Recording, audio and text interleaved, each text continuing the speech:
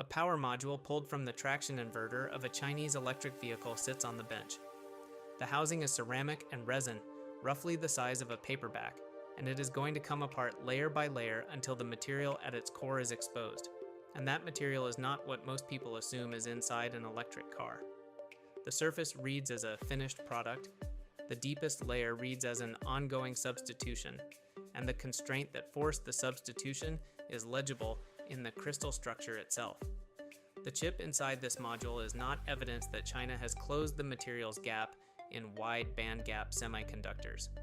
It is evidence of how far that gap still runs, and of what a supply chain looks like when it is being rebuilt under pressure from the outside in.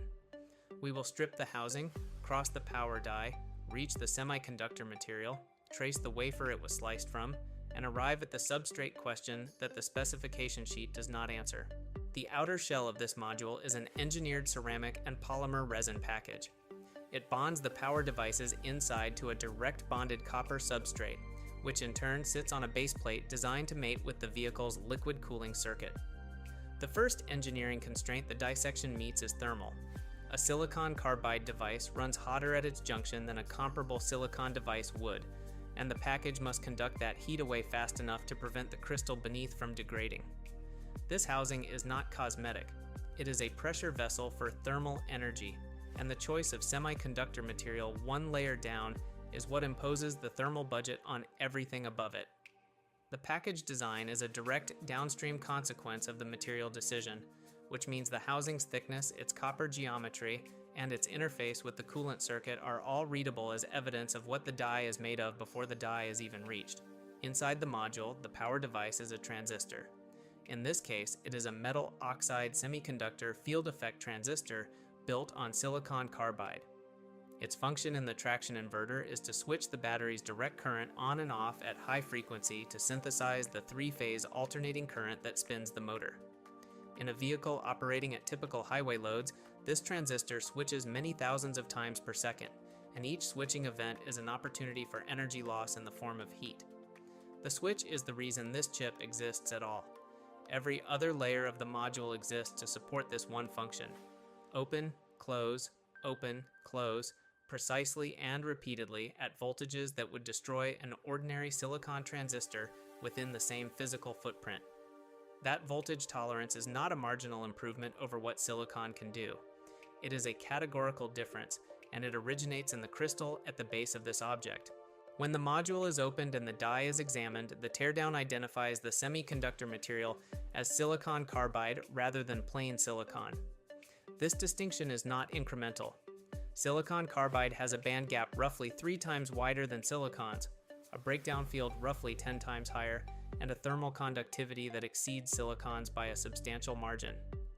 In practice, these properties allow a silicon carbide transistor to block higher voltages, operate at higher junction temperatures, and switch faster with lower energy loss than a silicon device of comparable area.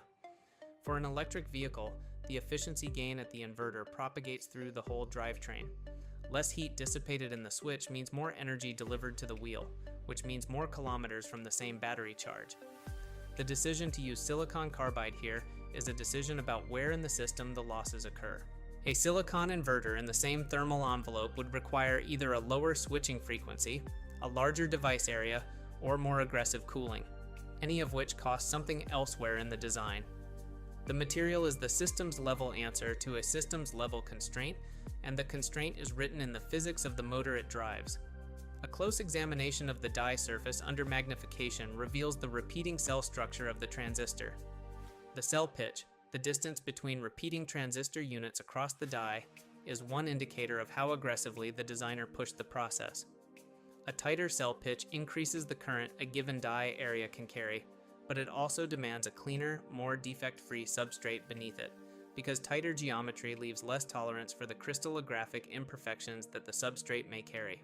The teardown suggests the cell pitch in at least some Chinese-produced silicon carbide devices is wider than leading-edge designs from the established European and American producers for the same voltage class. The observation here is that the layout is conservative in a specific way. It is not the conservatism of a design team that did not know what to do. It is the conservatism of a team that knows exactly what they want, and is rationing their risk to the one layer they cannot yet fully control, which is the crystal beneath the device. Wider cell pitch is a form of physical insurance, and the premium on that insurance is paid in die area and therefore in cost per unit. A team confident in its substrate would not be paying that premium. The premium is the evidence.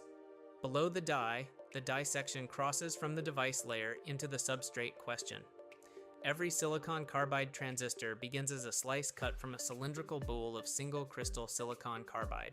The boule is grown over days or weeks in a high temperature furnace, and its diameter determines how many chips can be cut from each slice. The industry's standard progression has moved from 100mm wafers through 150mm and toward 200mm because the area of a circular slice scales with the square of the radius. A 200mm wafer carries roughly 78% more usable area than a 150mm wafer, which means proportionally more chips per growth cycle at the same defect density. Wafer size is a cost lever. It is also a manufacturing maturity indicator because growing a larger boule without proportionally increasing the density of crystal defects, called micropipes, stacking faults, and other crystallographic imperfections, is a hard material science problem. Diameter and defect density are two different axes, and movement on one does not guarantee movement on the other. A factory that announces a larger boule diameter has moved on the first axis. Whether it has also moved on the second is the question the announcement does not answer. Tiancheng, a Chinese silicon carbide substrate producer, has reportedly announced progress toward 350mm boule growth, which would represent a diameter substantially beyond the current leading-edge production standard of 150mm and the emerging 200mm standard being pursued by established producers. If the company's own claim is accurate, a 350mm boule would yield a dramatically larger number of chips per slice. This announcement exists in the context of a strategic priority. China's self-sufficiency in silicon carbide substrates is, by analyst estimates, roughly 20 to 30% of domestic consumption at the time of this dissection, meaning the bulk of the wafers used in Chinese-made silicon carbide devices, including potentially the wafer that this specific module's die was cut from, traced back to non-Chinese suppliers. Those suppliers are primarily based in the United States and in Japan and Europe.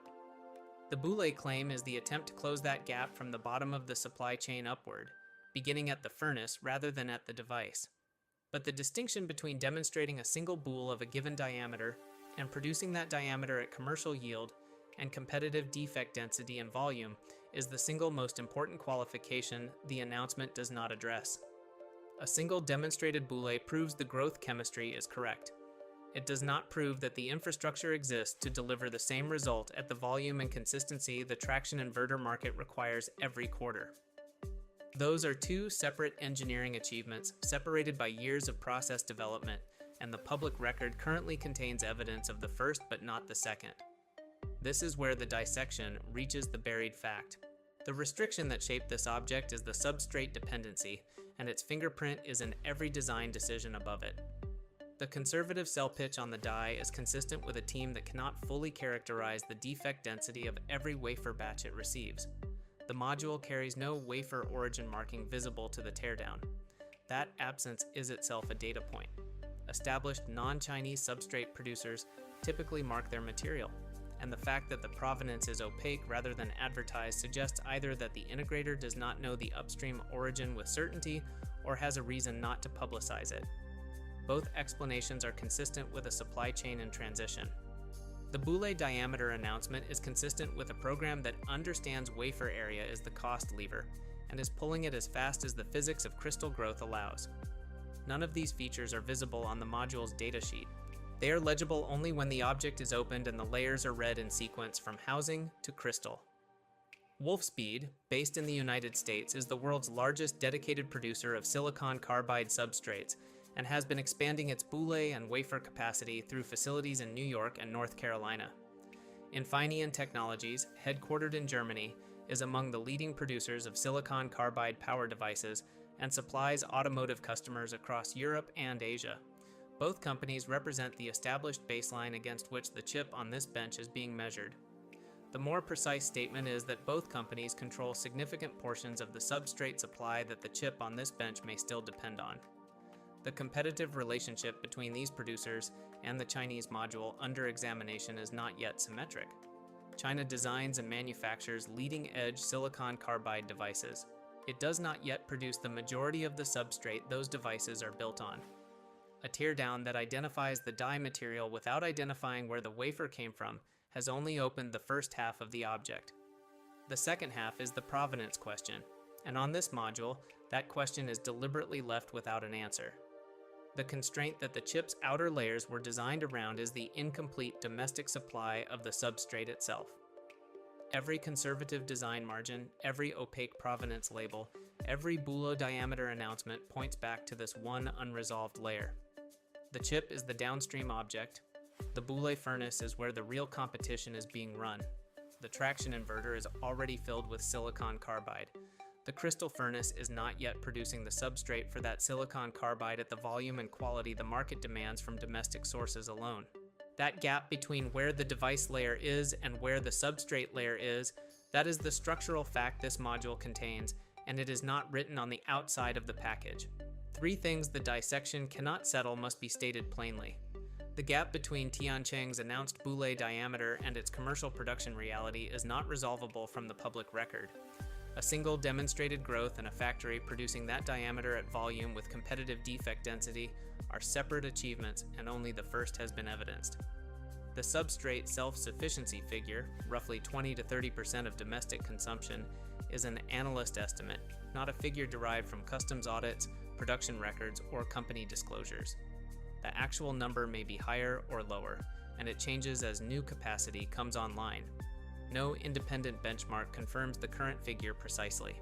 And the physical limits of silicon carbide crystal growth have not been suspended by investment or by policy priority. Defect density in wide diameter boules is a material science problem, and the timeline for producing 200 millimeter or larger silicon carbide wafers at defect densities competitive with current leading-edge production is genuinely uncertain. The industry's own roadmap projections have historically landed later than announced.